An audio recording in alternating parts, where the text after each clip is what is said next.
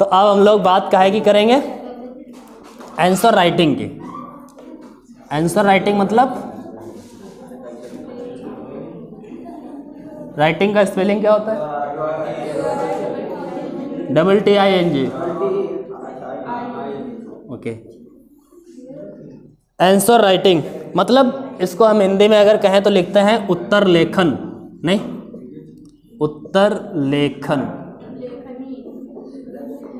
उत्तर लेखन मतलब अच्छा उत्तर हम कैसे लिखें, आखिर क्या बातें होती हैं अच्छा उत्तर लिखने की या अच्छा उत्तर होने की, क्या क्या ज़रूरतें होती हैं, इन सब बातों पर हम लोग डिस्कस करेंगे।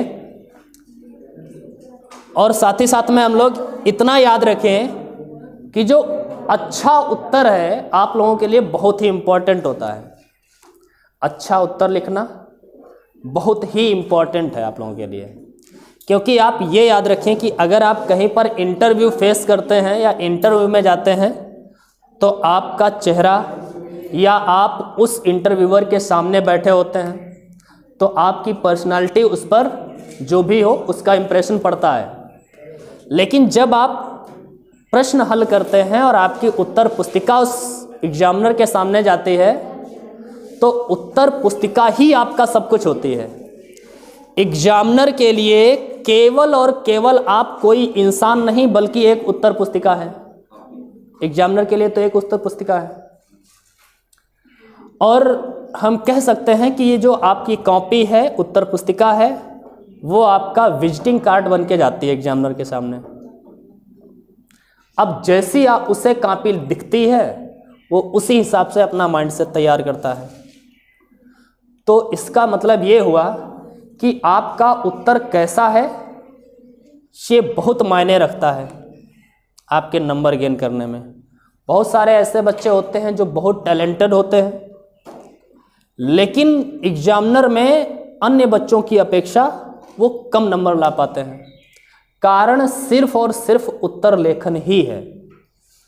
उत्तर लेखन अगर आपका अच्छा है तो आप ठीक ठाक या थोड़ा बहुत अच्छा उत्तर लिख करके, या आपको पूरा अच्छी तरीके से वो आंसर नहीं आता था फिर भी अगर आपने उत्तर को अच्छी तरह से लिखा है तो समझ लो आप अच्छे नंबर प्राप्त करेंगे।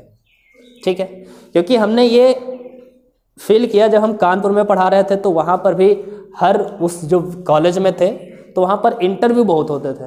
अच्छा, इंटरव्यू में एक खासियत होती है, हमने जो देखा, और इंटरव्यू में हम भी बैठते थे, कई सारे टीचर बैठते थे, सब लोग क्वेश्चन करते थे। किसी भी टीचर को मतलब जो हम कह सकते हैं कि तटस्थ रहना चाहिए। इसका अर्थ ये है कि जो बच्चा जैसा आंसर दे उसको उसी के अनुसार नंबर भी देने चाहिए।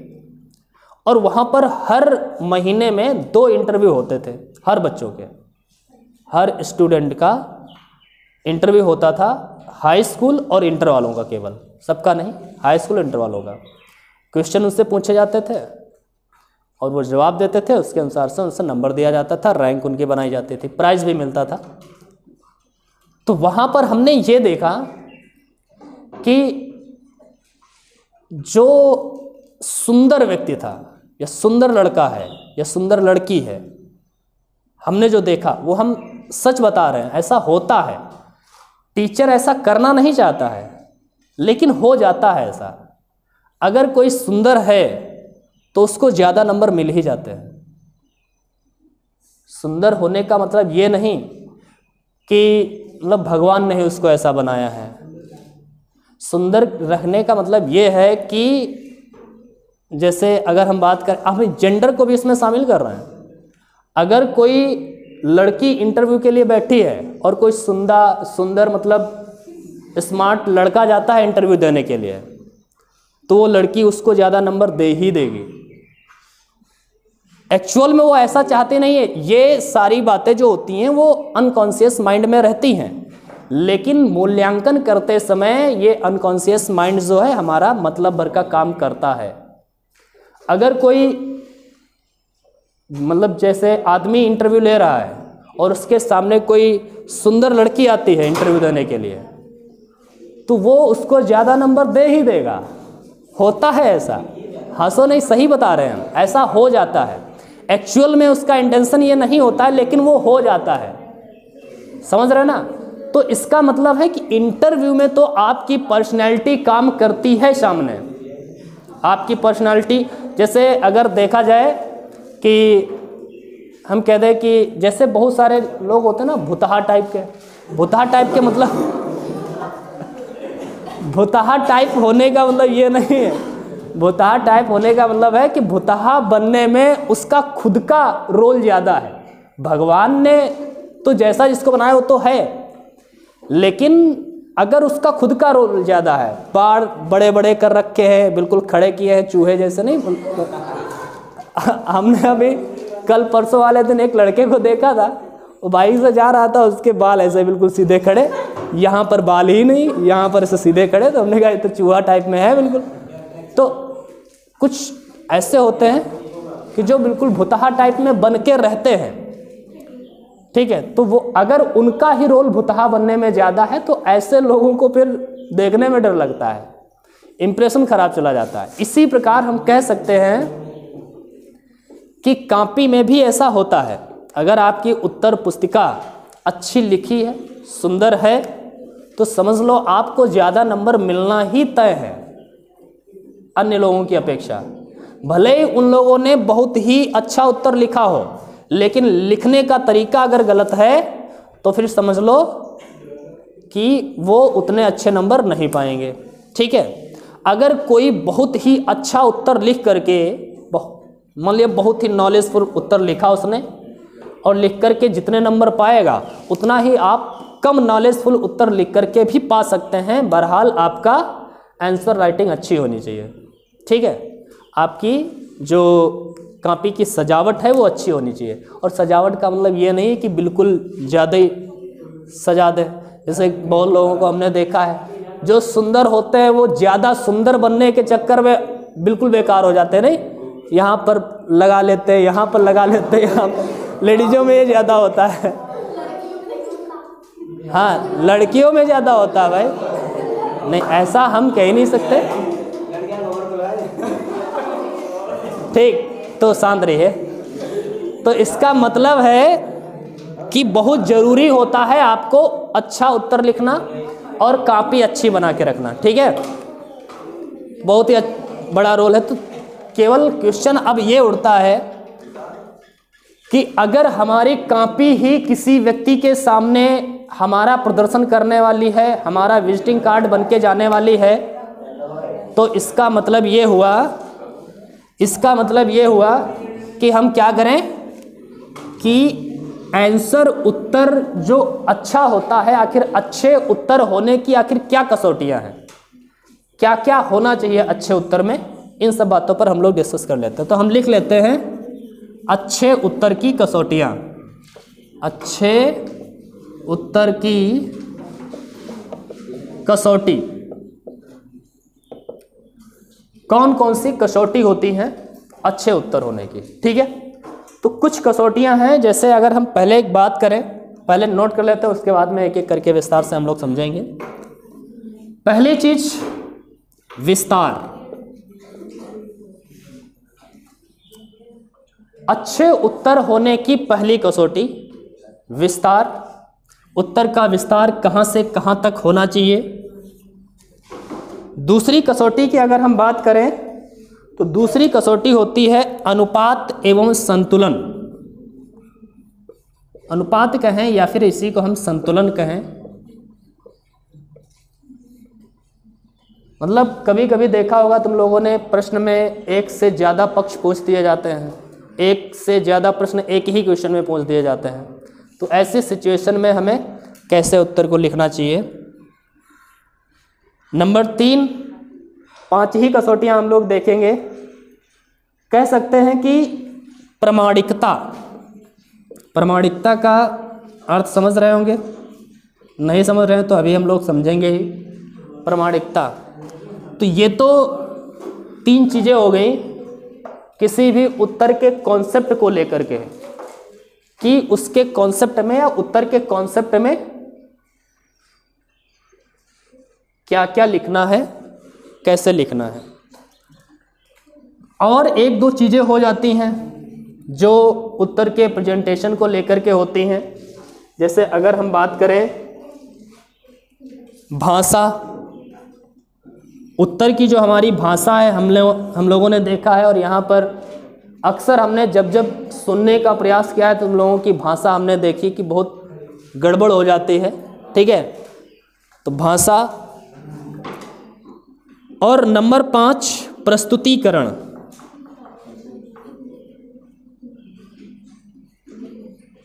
प्रेजेंटेशन कैसा होना चाहिए, मतलब किस तरह से हमें किस ढंग में उत्तर लिखने चाहिए, कहाँ पर पैराग्राफ समाप्त करना है, कहाँ पर डायग्राम बनाना है या नहीं बनाना है, ये सारी चीज़ें। ठीक, तो इन 5 बातों पर हम लोग डिस्कस करते हैं, एक एक करके हम लोग इनको समझते हैं। नंबर 1, विस्तार की अगर बात करें तो विस्तार का मतलब ये है कि जो पूछा गया है वही लिखें, जो पूछा गया है वही लिखें, ना उससे कम ना उससे ज़्यादा। ज़्यादा समय आपको बर्बाद नहीं करना है कि बहुत लिख करके आप ज़्यादा समय बर्बाद करें, और ये भी ध्यान में रखना है कि जो पूछा गया है वो छूटे भी ना। मतलब जो प्रश्न में पूछा गया है उसका तो उत्तर देना ही है, उससे ज़्यादा भी नहीं बताना है कुछ, उससे कम भी नहीं बताना है, ये आप ज़रूर याद रखें। तो हम कह सकते हैं कि इसमें जो पूछा गया वही लिखें। वही का मतलब क्या है? वही का मतलब ना उससे कम ना उससे ज़्यादा। अच्छा, कभी कभी ऐसा होता है कि मन में ये लगता है कि हम बहुत कुछ लिख डालें, कारण ये होता है, और ऐसा हो जाता है एक्चुअल, कभी कभी ऐसा लालच आ जाता है। लालच आने का मतलब ये है कि जैसे अगर हम बात करें, हम लोग पढ़ रहे हैं, तुमने पूरा अच्छे से तैयार किया विद्युत चुम्बकीय तरंग या प्रकाश के बारे में अच्छे से तैयार कर लिया, प्रकाश के बारे में सबकी थ्योरी पढ़ ली, न्यूटन की पढ़ ली, हाइगेंस की पढ़ ली, और मैक्सवेल ने जो कही वो भी पढ़ ली, सारी थ्योरियाँ पढ़ी है, बिल्कुल रटा हुआ है, सब कुछ पढ़ डाला है, आपने कुछ भी नहीं सोचा है, और टीचर ने भी बता दिया है कि ये चैप्टर आपको बहुत मोस्ट इम्पॉर्टेंट है, इस चैप्टर से आना जरूर है, तो आपने विधिवत से रट लिया है, पूरा का पूरा तैयार कर लिया है। और उसके बाद में आपको क्वेश्चन पेपर मिला, क्वेश्चन पेपर में क्वेश्चन आया, उसी लेसन से भी आया, लेकिन उस लेसन से जो क्वेश्चन आया वो कुछ अलग टाइप का आ गया। अलग टाइप का ऐसे आ गया कि पूछ दिया गया कि आपके ख्याल में बताइए कि प्रकाश तरंग है या कण प्रकृति प्रदर्शित करता है या तरंग प्रकृति, अपना विचार व्यक्त करें, ऐसा क्वेश्चन आ गया। तो अब आप ये तो कह नहीं सकते हैं कि उस चैप्टर से नहीं है, प्रकाश से है, क्वेश्चन भी प्रकाश से है, लेकिन दिक्कत ये है कि आपने जितनी थ्योरी पढ़ी थी वो अब यहाँ पर काम नहीं आने वाली, क्योंकि थ्योरी आपने हाइगेंस की पढ़ी, आपको अपना विचार वहाँ पर व्यक्त करना है, समझ रहे ना? ना न्यूटन का व्यक्त करना है, ना हाइगेंस का व्यक्त करना है, ना मैक्सवेल का व्यक्त करना है, आपको अपना विचार वहाँ पर देना है, आपके अनुसार क्या होना चाहिए, प्रकाश तरंग है या कण प्रकृति है, ये व्यक्त कीजिए। तो अब बच्चे के दिमाग में मालूम, और क्वेश्चन 1 नंबर का पूछ दिया है या 2 नंबर का पूछ दिया है, तो बच्चे के दिमाग में क्या आता है कि यार पूरा चैप्टर हमने अच्छे से तैयार कर लिया, सारी थ्योरी पढ़ डाली, इनके सारे डेरिवेशन पढ़ लिए, और क्वेश्चन इसमें ये पूछ दिया गया, हमारा विचार पूछ दिया इसने, उनका किसी का विचार ही नहीं पूछ रहा, हाइगेंस का पूछ नहीं रहा, हाइगेंस का तरंग का सिद्धांत बताइए, न्यूटन के बारे में बताइए, इसके बारे में कुछ पूछा ही नहीं है।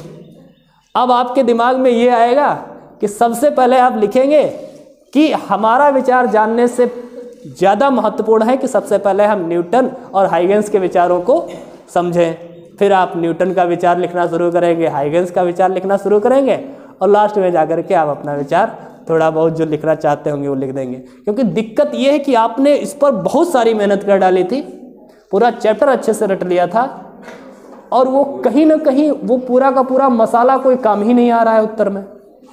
तो अब लालच यहाँ पर आ जाता है, मतलब जो एग्जामिनर को अपना इम्प्रेशन बनाने के लिए कि हमने बहुत कुछ पढ़ा है, और वो फिर बच्चे ज़्यादा लिखना स्टार्ट कर देते हैं। हाइगेंस को भी उसमें लिख देंगे, न्यूटन को भी लिख देंगे, फिर मैक्सवेल को भी लिख देंगे, उसके बाद में अपना एक लाइन लिख देंगे। नंबर आपको 1 ही 2 मिलना है। आपने लिख बहुत कुछ डाला, क्योंकि दिक्कत ये है कि जो आपने साल भर में पढ़ा था वो आज के ही दिन, केवल एक ही दिन के लिए हमने ये तैयारी की थी, वो पूरा का पूरा आज ही काम आने वाला था, और वो आज काम नहीं आ रहा है तो फिर बेकार है। तो सोचते हैं लिख दो कुछ ना कुछ, ठीक है। तो ये लालच आ जाता है एक्चुअली, ठीक है। तो उस समय आपको दिमाग को या अपने मन को कंट्रोल में रखना है, मन को कंट्रोल में रखना है, ज़्यादा नहीं लिखना है और कम भी नहीं लिखना है। जो पूछा गया है उसमें से कुछ छूटे ना, और जो नहीं पूछा गया है वो आपको लिखना नहीं है। हाँ, वो सिचुएशन लास्ट वाली तब होगी जब आपको जिस प्रश्न में आपको नहीं आता है उसमें तो आप कुछ भी लिख सकते हैं, लेकिन हम अभी यहाँ पर बात कर रहे हैं अच्छे उत्तर की। वो जो लास्ट वाले प्रश्न होंगे वो हमारे अच्छे उत्तर नहीं होंगे ना, तो हम अच्छे उत्तर की बात कर रहे हैं। अच्छे उत्तर में हम लोगों को जो पूछा गया है केवल उतना ही लिखें, उससे ज़्यादा भी नहीं और उससे कम भी नहीं। समझ रहे हैं ना? तो विस्तार का मतलब ये हुआ कि क्या लिखना है और क्या नहीं लिखना है, ये हमारे दिमाग में क्लियर होना चाहिए। जो प्रश्न में पूछा गया है वो लिखना है, उससे कम नहीं और उससे ज़्यादा भी नहीं। क्लियर? दूसरी बात जो है, अगर हम बात करें अनुपात और संतुलन की, अनुपात या संतुलन का मतलब ये है कि यहाँ पर जैसे मान लिया एक प्रश्न में एक से अधिक प्रश्न पूछ दिए जाते हैं, एक ही क्वेश्चन में पूछ दिया गया, एक क्वेश्चन पूछ दिया गया और साथ ही में एक डेरिवेशन पूछ दिया गया, एक डिफिनेशन पूछ दिया गया, ठीक है। कभी कभी ऐसा होता है कि एक डिफिनेशन पूछी गई, साथ में एक न्यूमेरिकल पूछ दिया गया, ऐसा होता है, ठीक है। तो जब एक से ज़्यादा प्रश्न होते हैं, ऐसी सिचुएशन में आपका अनुपात बहुत मायने रखता है। जो छोटी चीज़ है, आपके क्वेश्चन पेपर के सामने नंबर लिखे होते हैं और नंबर इस टाइप में भी लिखा होता है, जैसे 3 नंबर का अगर क्वेश्चन है तो 3 नंबर के क्वेश्चन में इस तरह से लिखा होता है 1+2, ऐसे भी लिख देता है। अगर उसमें एक से अधिक प्रश्न है तो उसमें इस तरह से लिखा भी होता है। इसको आप देख करके पता चल जाता है कि आपका जो पहला प्रश्न उसमें पूछा गया है वो छोटा है और ये बड़ा है, तो इसमें आप कम लिखें और इसमें ज़्यादा लिखें। जैसे पूछ दिया गया कि वैद्युत आघूर्ण की परिभाषा लिखिए तथा और उसके बाद में वैद्युत की अच्छी स्थिति में वैद्युत क्षेत्र की तीव्रता का व्यंजक प्राप्त कीजिए। ये दोनों चीज़ें एक ही क्वेश्चन में कर दी गई कि वैद्युत ध्रुव की परिभाषा लिखिए, वैद्युत ध्रुव आघूर्ण की परिभाषा लिखिए तथा वैद्युत ध्रुव की अच्छी स्थिति में वैद्युत क्षेत्र की तीव्रता का व्यंजक प्राप्त कीजिए। तो इस सिचुएशन में आप क्या करेंगे? इस सिचुएशन में आपका जो सामने आंसर लिखा, मतलब जो भी नंबर लिखे होंगे वो इस टाइप में ही लिखे होंगे, और इस टाइप में जब लिखे होंगे तो आपको वहाँ पर पता चल जाएगा कि ये जो है पहला जो क्वेश्चन किया गया है वैद्युत ध्रुव आघूर्ण की परिभाषा लिखिए, वो 1 नंबर का है और उसका जो डेरिवेशन है वो 2 नंबर का है। तो आप इस डिफिनेशन में आप ज़्यादा विस्तार में ना जाएं कि वैद्युत ध्रुव के बारे में आपने ज़्यादा पढ़ लिया, हमने ज़्यादा पढ़ा ही नहीं है, ठीक है। लेकिन अगर आप ज़्यादा जानते हैं तो उस ज़्यादा अगर आप जानते हैं उसके बारे में तो ज़्यादा लिखें ना, वो नंबर देखें कि हाँ ये छोटा क्वेश्चन है और अगला क्वेश्चन बड़ा है तो उसको बड़ा करें, ठीक है। तो ये अनुपात आप अपना मेंटेन रखें क्वेश्चन में कि आपको अनुपात अनसॉल्व्ड में ऐसा नहीं मिलेगा, अलग अलग शायद ना मिले, लेकिन आपको क्वेश्चन पेपर जब उठा के देखेंगे प्रीवियस ईयर वाले तो उसमें देखेंगे इस टाइप में ही नंबर लिखे होते हैं। अगर एक से ज़्यादा प्रश्न होते हैं तो इस टाइप में आंसर लिखे होते हैं, ठीक है। तो कहने का मतलब ये है कि आप इस क्वेश्चन के अनुसार ही उसमें लिखें। अगर छोटा प्रश्न है उसको छोटा, और अगर बड़ा प्रश्न है ज़्यादा नंबर का है तो उसको थोड़ा विस्तार से लिखें, ठीक है। तो ये तो हो गई हमारी अनुपात या फिर हम कह सकते हैं संतुलन की, या 2 से अधिक प्रश्नों के बारे में संतुलन कैसे बनाना है, किस में ज़्यादा लिखना है, किस टॉपिक पर और किस टॉपिक पर कम लिखना है, ठीक। इसके बाद में आती है प्रामाणिकता। प्रामाणिकता का मतलब ये है प्रामाणिकता का मतलब ये है कि जब भी कोई आप आंसर दें तो वो प्रमाणित होना चाहिए।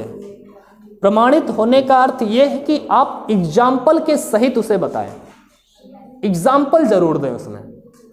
जब आप किसी क्वेश्चन मतलब कोई भी चीज़ पूछी जाती है और उसका अगर आप एग्जाम्पल दे देते हैं, ठीक है, तो वो फिर बिल्कुल प्रमाणित हो जाता है। तो एग्जाम्पल दे करके आंसर देने का प्रयास करें कि एग्जाम्पल अवश्य देने, जहाँ पर जरूरी हो वहाँ पर एग्जाम्पल दें। हर क्वेश्चन में ज़रूरी नहीं है कि हर क्वेश्चन में ही आपको एग्जाम्पल देने की आवश्यकता है, लेकिन जैसे यहाँ पर पूछ दिया गया कि वैद्युत द्विध्रुव की परिभाषा लिखिए, तो वैद्युत द्विध्रुव आप परिभाषा लिखें कि ऐसा निकाय जिसके दोनों सिरों पर बराबर किंतु विपरीत प्रकार के आवेश स्थित होते हैं बहुत ही अल्प दूरी पर, उसे वैद्युत ध्रुव कहते हैं। अब इसका आप एग्जाम्पल दे दें, जैसे H2O, ठीक है, जल जो होता है, जल का एक कण, ये वैद्युत ध्रुव का ही कार्य करता है। शायद मैंने एग्जाम्पल लिखवाया भी था, ये अगर नहीं लिखवाया है तो याद रखिएगा, ठीक है। तो एग्जाम्पल देने का प्रयास करें सब में, ठीक है। तो ये एग्जाम्पल जो होते हैं वो हमारे आंसर को प्रमाणिक बनाते हैं, जिससे हमारा आंसर अच्छा हो जाता है थोड़ा, ठीक है। तो ये तीनों बातें जो हैं कॉन्सेप्ट को लेकर थी, इन तीनों का ख्याल रखें। विस्तार का मतलब ये है कि प्रश्न में जो पूछा गया है उतना हमें लिखना है, उससे ज़्यादा भी नहीं और उससे कम भी नहीं। दूसरी बात, संतुलन का विशेष ध्यान रखें। जो कम नंबर का प्रश्न है उसमें कम लिखें, जो ज़्यादा नंबर का है उसमें हमें ज़्यादा लिखना है। 2 से अधिक टॉपिक जब दे देता है तभी इसकी बात चलती है। प्रामाणिकता की बात है कि हमें एग्जाम्पल ज़्यादा से ज़्यादा देने चाहिए अगर हमें आते हैं, ठीक है। इसके बाद में हम बात करते हैं भाषा की। भाषा की बात करते हैं, और भाषा में क्या होता है, हमने देखा है एक्चुअल जब हमने सुनने का प्रयास किया है, तो आज वो अर्चना नहीं आई है शायद,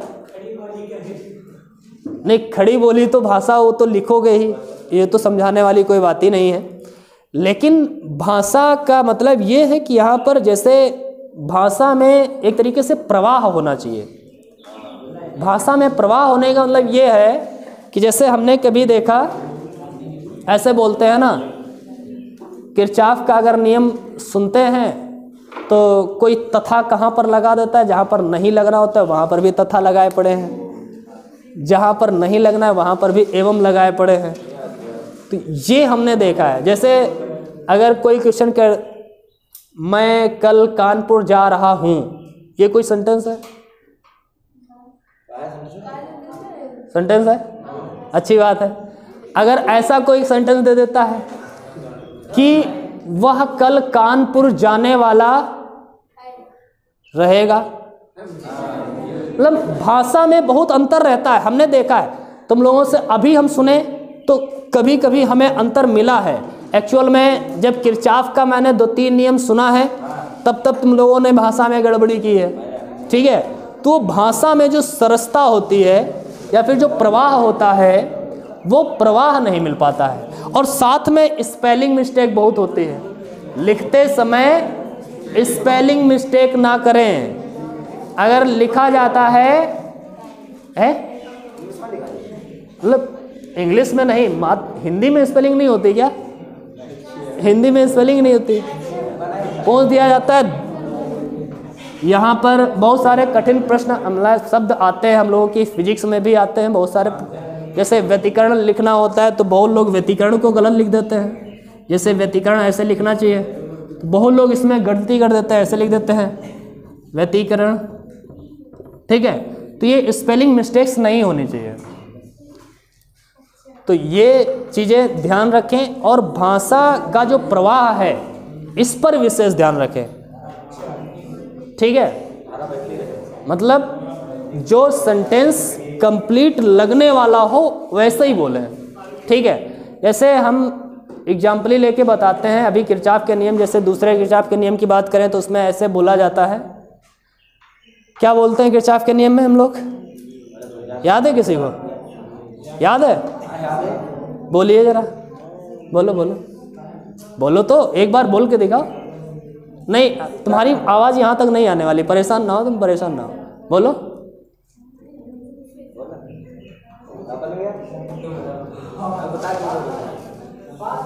हाँ, पास नियम बताइए।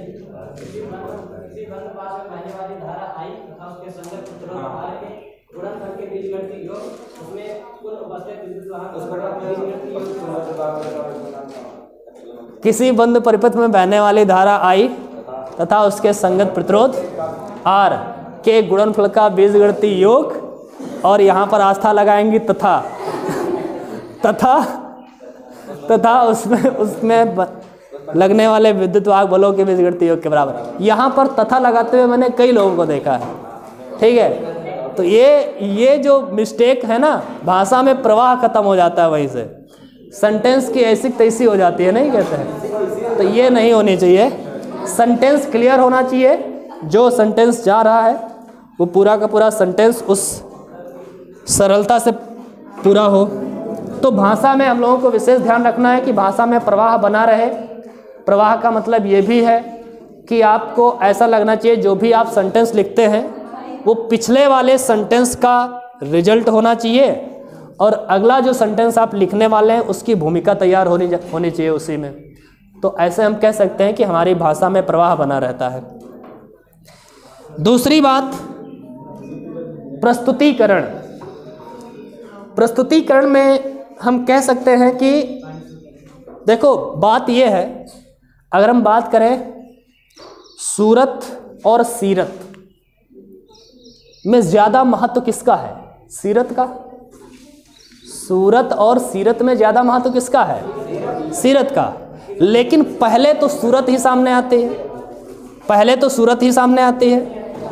अगर कोई इंसान भुतहा टाइप का आपको दिखता है तो उसका टैलेंट या उसके जो व्यवहार हैं वो तो बाद में आपके सामने आने वाले हैं। सबसे पहले तो आप उसको देख करके भाग जाएंगे, ऐसे तो होगा। या फिर पास पहुंचे, उसके विचार आने से पहले ही उसकी बदबू आ गई तो आप भाग जाएंगे।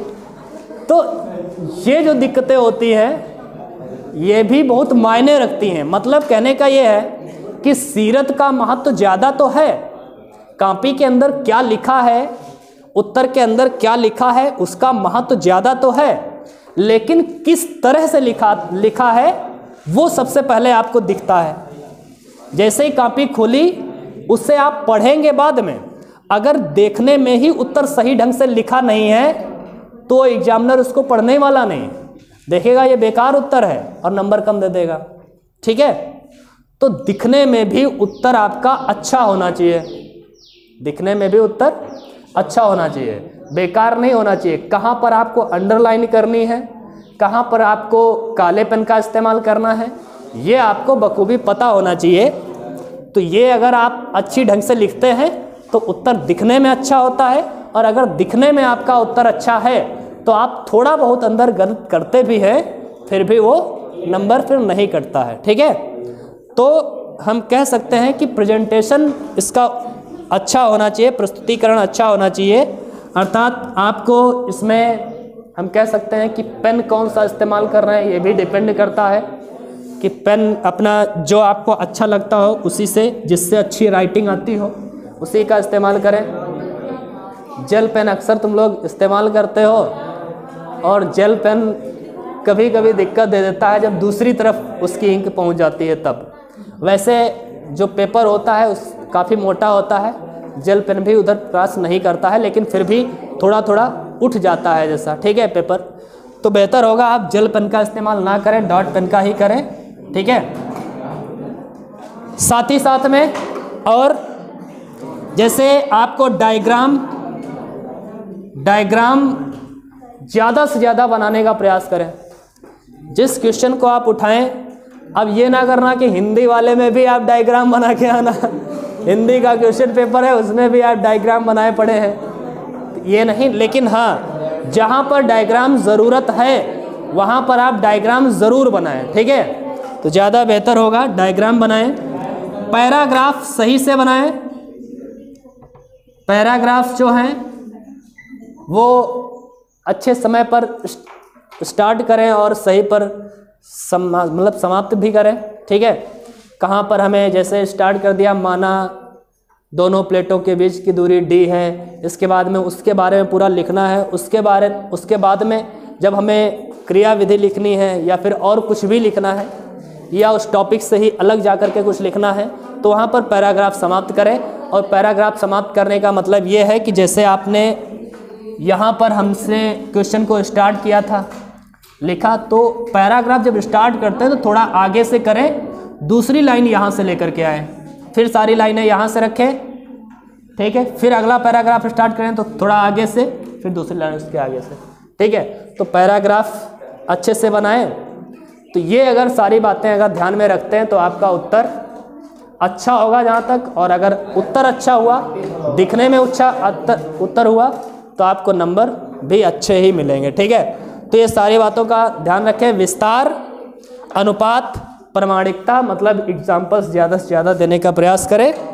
भाषा अच्छी होनी चाहिए, ये नहीं होना चाहिए कि ये सेंटेंस कुछ अर्थ ही नहीं निकल रहा है सेंटेंस का, तो सेंटेंस का अर्थ कम से कम निकलना ही चाहिए। प्रस्तुतिकरण में हमें याद रखना है पेन डायग्राम और पैराग्राफ वगैरह, ये सारी चीज़ें आपको ध्यान में रखना है। अंडरलाइन कहाँ करनी है, काला पेन नीला पेन कहाँ इस्तेमाल करना है, ये सारी बखूबी जानकारी रख लें। ठीक है, तो मेरे ख्याल से अगर ये सारी बातें याद रखते हैं तो आपका उत्तर अच्छा होगा और आपके मार्क्स भी अच्छे रहेंगे। तो आज की क्लास में हम लोग बस इतना ही जानेंगे।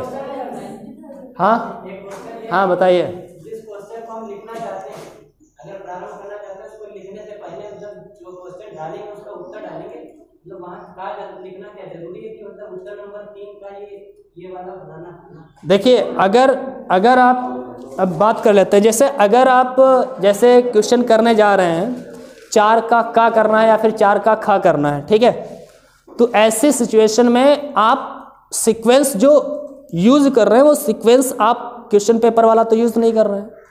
अगर आप क्वेश्चन पेपर वाला सीक्वेंस यूज़ करते हैं तो हर उत्तर में खंड का डालने की ज़रूरत नहीं है, मतलब किस खंड का है किसका नहीं है। ठीक है, लेकिन अगर आप सीक्वेंस बदल रहे हैं तो हर प्रश्न में ये डालना ज़रूरी है कि जैसे आपने प्रश्न नंबर 4 का खा किया तो लिखना है यहाँ पर उत्तर नंबर लिखें या फिर प्रश्नोत्तर नंबर लिखें, केवल प्रश्न नंबर ना लिखें। ठीक है, उत्तर नंबर आपको लिखना है या फिर आंसर नंबर इंग्लिश में लिखना चाहें तो आंसर नंबर 3 या आंसर नंबर। हाँ, अगर प्रश्नोत्तर लिखा है आपने उसका अर्थ क्या है कि प्रश्न का उत्तर या प्रश्न की उत्तर। प्रश्नोत्तर नंबर का मतलब यह है प्रश्न जो है उसका हम उत्तर देने जा रहे हैं। ठीक है, तो जैसे उत्तर नंबर लिख रहे हैं या फिर प्रश्नोत्तर नंबर लिख रहे हैं उसमें कोई दिक्कत नहीं है, लिख दें इस प्रकार से प्रश्नोत्तर नंबर 4 का अगर का देना है तो का। और अगर आपको कॉपी ज़्यादा भरनी है तो ऐसी सिचुएशन में आप का यहाँ पर ना लिखें, नीचे अगली लाइन में एक लाइन छोड़ करके इस तरह से लिखेंगे खंड का, और ये हर प्रश्न में कर दें, ज़्यादा बेहतर है। जब भी आप जो क्वेश्चन करने जा रहे हैं, क्वेश्चन नंबर 4 का का किया, उसके बाद में 4 का जब खा करने जा रहे हैं तो वहाँ पर भी आप लिख दें प्रश्नोत्तर नंबर 4 का खंड खा।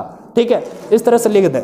हमने जब तुम लोगों का टेस्ट लिया है तो ये प्रॉब्लम हमको बहुत बार मिली है और इसकी वजह से हमारा कई बार दिमाग भी खराब हुआ है और इसी वजह से हमने बहुत कम नंबर भी दिए हैं।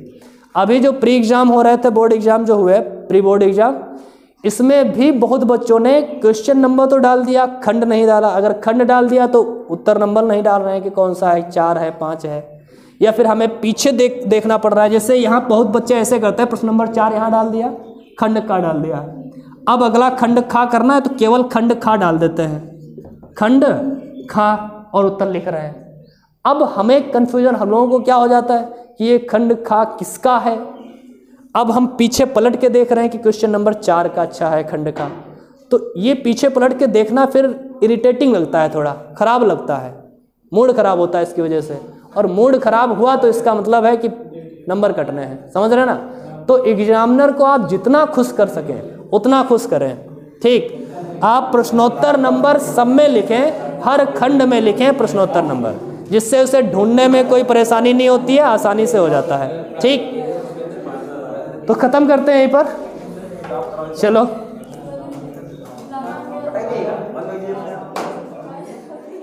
बंद आएगा यहाँ पे लगाना।